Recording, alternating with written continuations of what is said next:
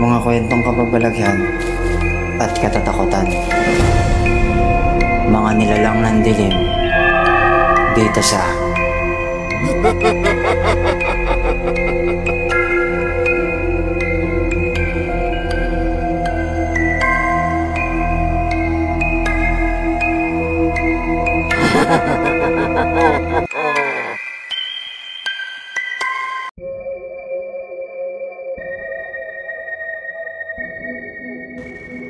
Sa pinakaliblib na bahagi ng Sitio Kamanggay, isang maliit na sitio sa bayan ng Putotan sa Iloilo, may isang lumang sementeryong halos nalilimutan na ng mga tao.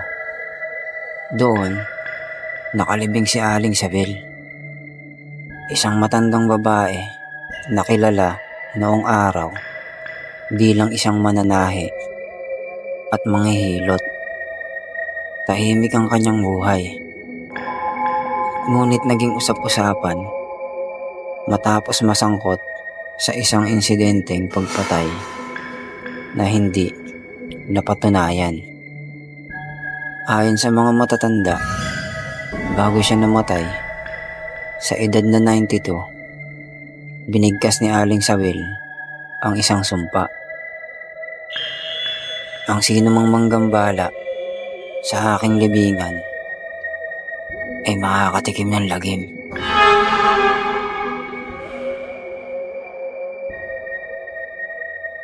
Taong 2003, dalawang kabataang siga sa sitio, si Elmer at Jorik, ang napagtripang gumamit ng drone para kumuha ng creepy footage sa lumang sementeryo. May balak silang gumawa ng vlog para sa views, ngunit hindi iyon sapat para sa kanila.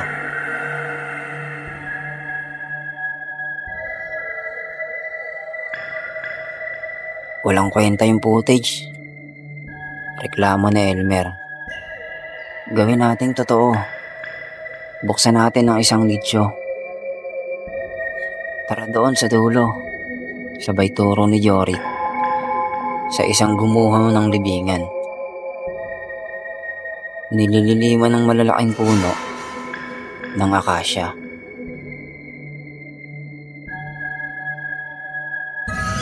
Gamit ang bakal at pamukpok at crowbar, pilit nilang binuksan ang lumang nicho ni Aling Sabel. Sa loob, may lumang kabaong na balot sa puting tela na luma na sa panahon. Nang buksan ito, tumambad sa kanila ang halos buo pang bangkay, tila hindi naaagnas. Putang ina, parang bagong libing lang, bulalas ni Elmer.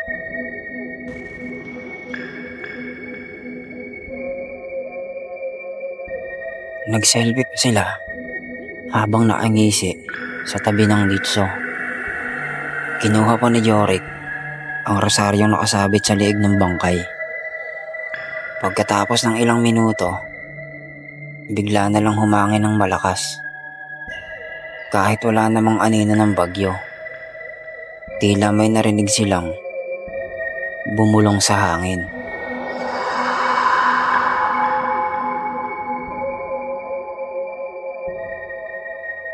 Pag-uwi nila, nagsimula na ang kababalaghan. Unang gabi pa lang, si Jorik ay ginising ng matinding lamig. Pagdilat niya, nakita niya sa kisame ang nakabaligtad na mukha ng isang matandang babae. Nakangiti, ngunit may dugo ang bibig at nanlilisik ang mga mata. Sumigaw siya, ngunit wala siyang tinig. Sa buong gabi, tila may bigat sa kanyang dibdib, parang may nakadagan. Kinabukasan, nang humarap siya sa salamin, nakita niyang may mga marka ng daliri sa kanyang leeg.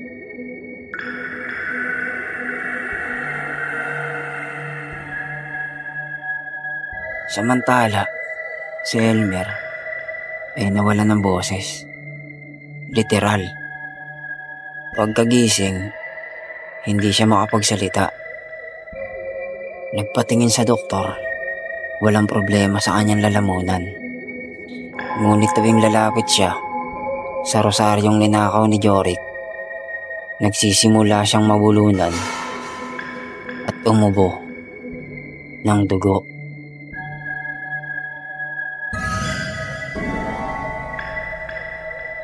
Isang gabi, sinubukan nilang ibalik ang rosaryo. Ngunit pagdating nila sa sementeryo, hindi na nila mahanap ang nicho ni Aling Sabel. Parang naglaho ito.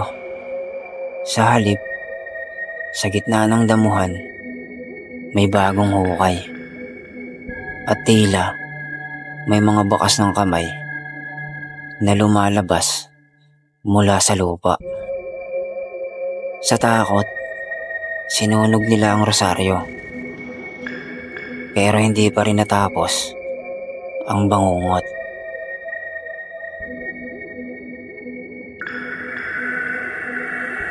Isang linggo ang nakalipas, natagpo ang patay si Yorick sa loob ng kanyang kwarto. Nakanganga, na tila ba parang sinakal. Sa kanyang leeg, nakasabit ang rosaryong sinunog nila.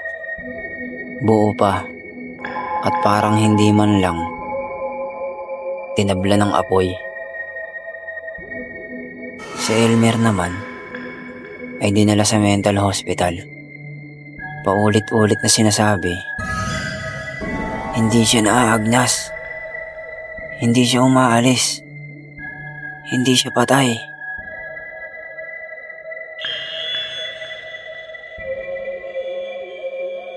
Hanggang ngayon, ang sementeryo sa Sitio Kamanggay ay iniiwasan ng mga tao. Kapag ikay mapadaan doon, lalo na tuwing hating gabi, makikita mo may matandang babaeng nakaupo sa lilim ng punong akasya. Tahimik, nakangiti, tila naghihintay.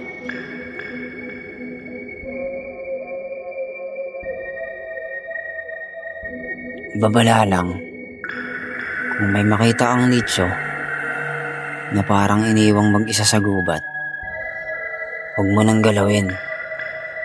Baka si Aling Sabel na ang susunod mong makasama habang buhay.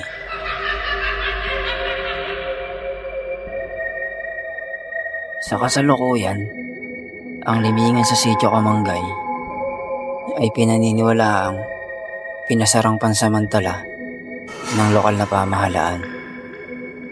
Ayon sa mga bagong ulat ng mga residente, hindi na ito bukas sa publiko. May mga pako at barikadang kawayan sa paligid ng lumang sementeryo. Sabi ng mga barangay tanod, utos daw ito mula sa barangay kapitan. Matapos ang sunod-sunod na hindi maipaliwanag na insidente noong huling taon.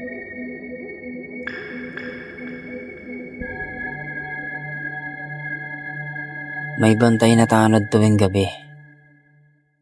Hindi dahil sa takot sa magnanakaw ng nicho, kundi para walang gumala o mga has pumasok.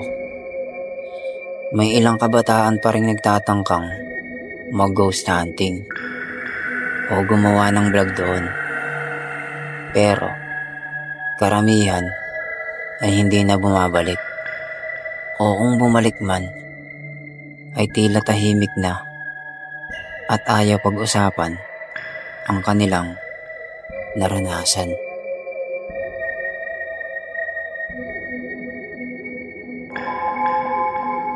Ayon sa isang matandang residente, may ilang pagkakataong naririnig pa rin daw ang pag-iyak ng isang babae tuwing madaling araw. At may mga bumubulwak na amoy ng nabubulok na laman sa di malamang dahilan kahit walang nakalibing sa paligid.